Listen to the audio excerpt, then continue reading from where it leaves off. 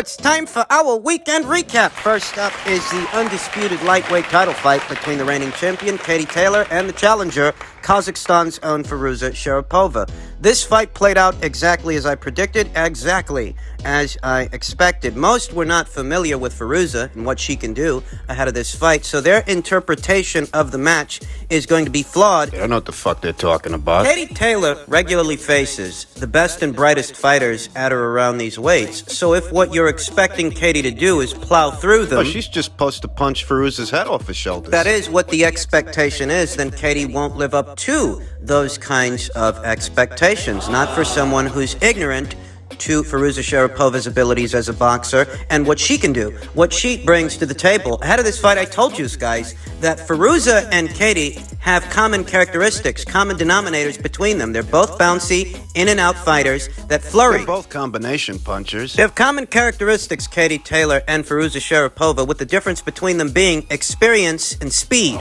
Speed would be the difference. And in the early goings of this fight, we saw that Katie Taylor was, in fact, beating Firuza Sharipova to the punch, snapping her head back several times with straight right hands. Katie's faster at the draw and quicker in the exchange. Though because Firuza Sharipova has some similarities to Katie, it's not a situation to where Katie's going to have it all her way. Firuza is a defensively sound boxer, athletic, bouncy, has her own brand of in and out, her own brand of combination punching. Thus, you have two fighters that are essentially trying to fight the same fight, but one of them is just better at it. Why is she better at it? Because she's more experienced. Katie Taylor was the more experienced fighter in the fight. There's a lot of situations I saw where Katie's edging Firuza out. She's edging her out in terms of speed because she's slightly faster. She's edging Firuza out in the exchange. Edging her out in the pocket. We'll admit there were a few moments later on in the fight, towards the end of it, where Katie Taylor overshot the distance a bit. I attribute that to Firuza's in-and-out game. Firuza's not a stationary target. She's not always there to be hit. Thus,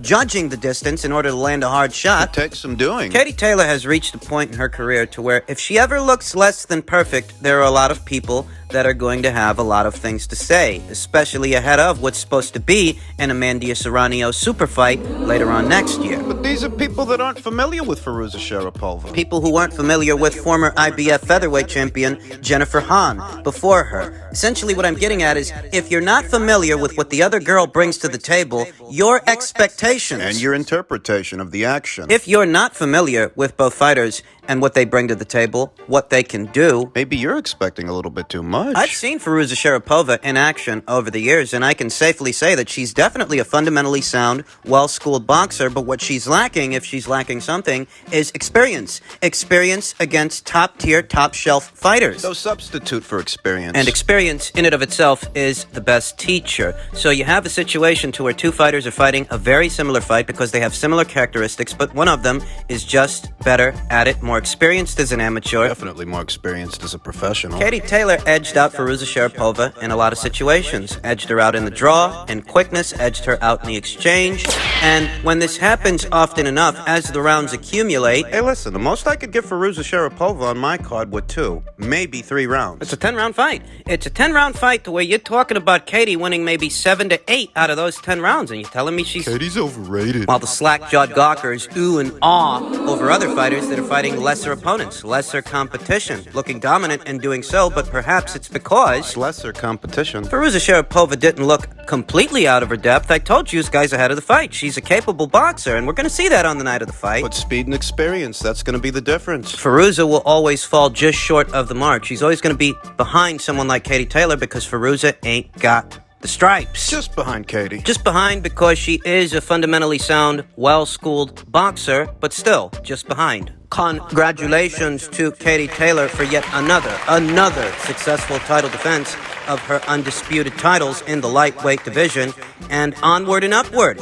It's all about Amanda Serrano now. Amanda's got to keep up her end of the bargain. She's got to make it past Miriam Gutierrez so we can get that super fight in 2022, the super fight between Amanda and Katie. Move on to the main event of that same card. Young Conor Benn versus experienced veteran Chris Algieri, who tried to make it a contest for as long as it lasted, though it didn't last very long. I want to say that Conor Benn looked improved from the Adrian Granados fight. Adrian Granados, who like Chris Algieri, tried to be a moving target. Though Chris did stand and fight a little more than Adrian did. Shooting singles here and there, which really didn't help his situation because Conor Benn effectively angled that upper body, angled that torso, moving his head, keeping it off the line, thus hitting him with a single shot wasn't going to work. That wouldn't have did it. He would have needed to String together punches. string together combinations so that if he doesn't hit Conor, if he doesn't touch him with the first punch he throws, he can perhaps catch him on the tail end of a combination with something. The fight only lasted 4 rounds. So it was entertaining. Conor Benn racks up a highlight reel KO off a jab right hand combination fired mid-punch. He caught Chris between the shots. Between the punches, smack dab right on the kisser. Not since Errol Spence Jr.'s KO victory over Chris Algieri years ago have we seen Chris Algieri in such a state. Though he is older than he was. And not particularly active the last few years. Didn't fight at all last year for obvious reasons. He did fight once this year, so that is saying something. Fought Michael LePierre on what I believe was a Triller card a few months ago, so Conor Benn has star power. there is a legitimate question as to where he goes from here. What does he do now? I mean, we can see that the kid's fast developing marquee value in his neck of the woods, but as far as nuts and bolts boxing and what should come next for this fighter, there are legitimate questions there. Adrian Broner almost immediately comes to mind. Adrian Broner, who Conor Benn mentioned by name. Adrian Broner, who's been courting the idea of crossing over to the DAZN side of things so that he can earn with Eddie Hearn. Is that realistic, though? To be honest with you, I don't know how realistic that is.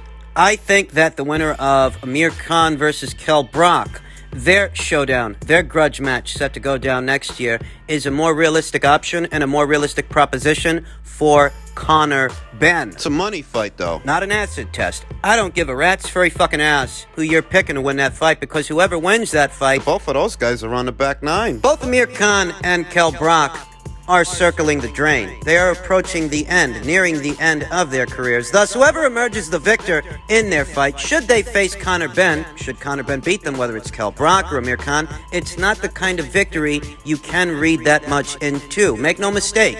Whoever wins that fight, if they fight Conor Benn, it's a big fight, it's a money fight, and it will add to Conor Benn's marquee value. But when people ask what's next for Conor, they're thinking of an acid test. That's what they're talking about. They're talking about the development of the fighter. What kind of fights is he ready for? I hear a lot of names being thrown around. I do. Adrian Broner among them, the winner of Amir Khan versus Kell Brook. I heard some mention of David Avanesian. That would be a legitimate acid test for Conor Benn. The problem is David Avanesian's over there on the Frank Warren Old Fisheye side of things, so I don't see it happening. Adrian Broner, it's iffy. He's making some mention of crossing over to the DAZN side of things, but I don't think he's going to follow through on that. Can you really see Adrian Broner boarding a plane and fighting in the UK? I know there's a lot of talk about it, but do you really see it happening? Igis Kavaliauskas seems a bit realistic. The winner of Amir Khan versus Kell Brook, that seems a little bit realistic also, at least more realistic than Adrian Broner. Maybe Maurice Hooker. Whenever we're talking about the other welterweights, not Terrence Crawford, not Errol Spence Jr., Keith Thurman. When we're talking about the other welterweights, use your head. Does Adrian Broner really seem like a realistic proposition for Conor Benn? Do you really think he'll board a plane and fly over to the UK, to Conor's neck of the woods, to fight in a fight? How do we know he doesn't price himself out of that entire situation? Whereas the winner of Amir Khan versus Kell Brook, they have their own marquee value over there. Conor does as well, making a fight between them a big fight. Big money fight that's realistic. For those guys, the financial incentive is the only incentive. That being said, and those things in mind, Conor Benn's highlight reel knockout of Chris Algieri definitely lended itself to his marquee value. He very much seems switched on and improved from when we last saw him against Adrian Granados. I think Chris Algieri might need to call it a career. See, 36, 37 years old, 37 years old. You don't need to be getting knocked out like that, rolling around the ring. Far be it for me to tell anybody what to do. But I don't think it's a good idea for Chris Algieri to get out there under those hot lights anymore. I think that he should focus on other areas of expertise that he has. Focus on that in this chapter of his life. Congratulations to Conor Benn for winning, and winning in style, winning in sensational fashion. Elsewhere in the world of boxing, former unified three-division champion Vasilo Lomachenko took on former IBF lightweight champion Richard Commey and pitched a shutout. In my opinion, I couldn't give Richard Commey a round, so much as a round. in this fight, and it's a wonder that he finished the fight on his feet because as far as I'm concerned, this fight should have been waved off in the 7th when Richard Commey was dropped off a very short left hook deep in the pocket on the inside. What won Vasilo Lomachenko this fight is what wins him most of his fights. His speed. His movement, his pivots, his shifts, his angles, and his offense. His nuanced approach to boxing. It's not just any one thing, it's everything. Richard Commey is a good fighter, and elite lightweight, make no mistake. But as I specified in my prediction video, for a guy like Vasilo Lomachenko, it's going to take more than just a hard right hand to get the job done. What makes Richard Commey so dangerous is his speed, his ferocity, his power. Hey, the Richard Commey I saw last night would have beat a lot of guys at 135 pounds. It's going to sound funny saying that in the same segment where I'm telling you that Vasilo Lomachenko pitched a shutout, but maybe it's because Vasilo Lomachenko is simply that good. There are not that many nuanced fighters, nuanced athletes at 135 pounds that bring to the table what Vasilo Lomachenko brings to the table. Made a conscious effort to go to Richard's body early. There were a lot of short hooks, a lot of short body shots. And we know nobody likes it to the body. Nobody likes getting hit repeatedly to the breadbasket. It saps your energy reserves. Vasilo Lomachenko landed a lot of short body shots in the early rounds. It was a dominant showing. So dominant that Vasilo Lomachenko himself gestured to Richard Commey's corner to pull him out, stop the fight. There's nothing left to do. You think Vasilo Lomachenko took it easy on him? I don't think. I know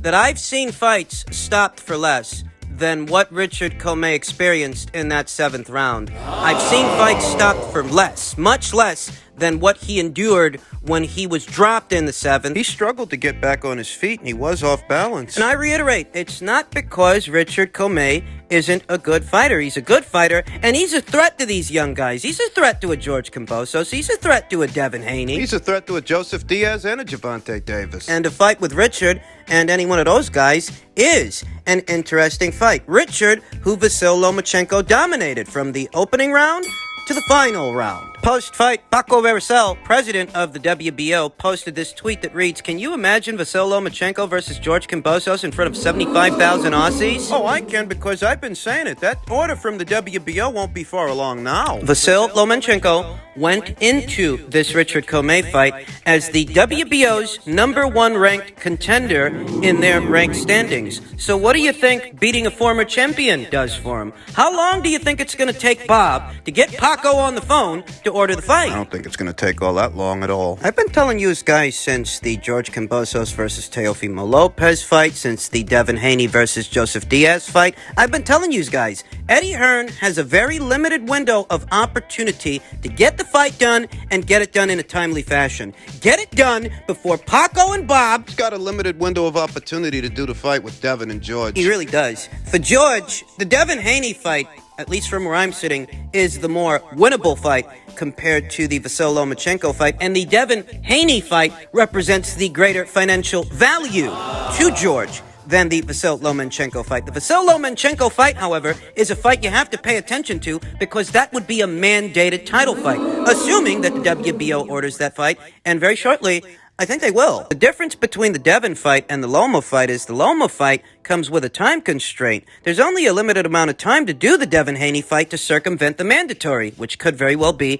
Vasilo Lomachenko. Can bypass Loma with Devin, but he's got to do it quick. He's got to do it now. That's the way that breaks down. Devin Haney was very recently in action against Joseph Diaz. We talked about it here on the channel, and I liked his boxing, his punch selection, his movement. I liked all of those things, but what I didn't like was how he reacted to the shots. How he reacted to the shots from what is otherwise not a very big puncher and a smaller fighter who moved up in weight, not exactly a very robust body of work as a lightweight. I didn't like how Devin was reacting to those shots from Joseph Diaz. And what I think those reactions herald is perhaps Devin Haney outgrowing this division. Maybe draining himself to make lightweight. Because he's such a young guy with a decent-sized frame for this division, a frame, body that is essentially still growing, perhaps Devin Haney, and the reason his punch resistance seems to be waning is because he's been at lightweight too long. I'll tell you something. If George ain't the next fight for Devin, he needs to seriously consider moving up in weight. Both Devin Haney and Vasilo Lomachenko, the both of them, they are credible threats to George Camposos' reign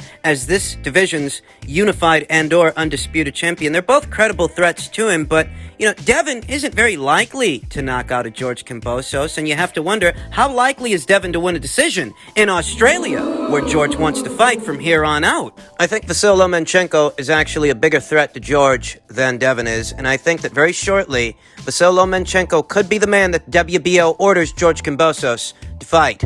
And finally, we come to the Showtime card, Nonito Donaire's mandated title defense against Raymar Caballo, who he quickly dispatched with big left hand to the body, liver shot. Yeah, Raymar tried to get back up, but he couldn't. My reaction to the knockout is, as such, I'm often asked about Nonito Donaire. I'm often asked why he's ranked on the Ring IQ pound-for-pound list as high as he's ranked instead of an Errol Spence Jr. or someone like that.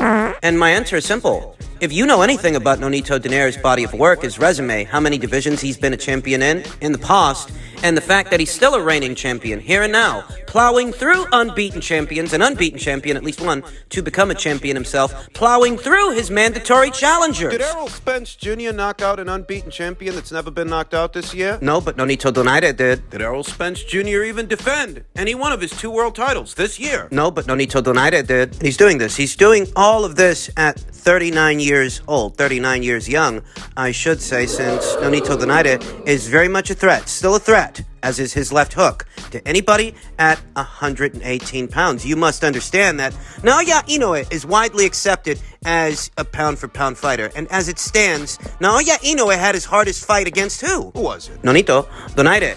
Nonito Donaire, who is exhibiting the kind of longevity you don't often see in the sport of boxing. 39 years old, still a reigning, defending champion. I feel vindicated is what I feel. That's how I feel. Because if Nonito Donaire weren't worthy of a rank and he weren't one of the best pound-for-pound boxers in the sport, you explain to me how he'd still be here at 39 going on 40 years old, knocking guys out the way he's knocking guys out.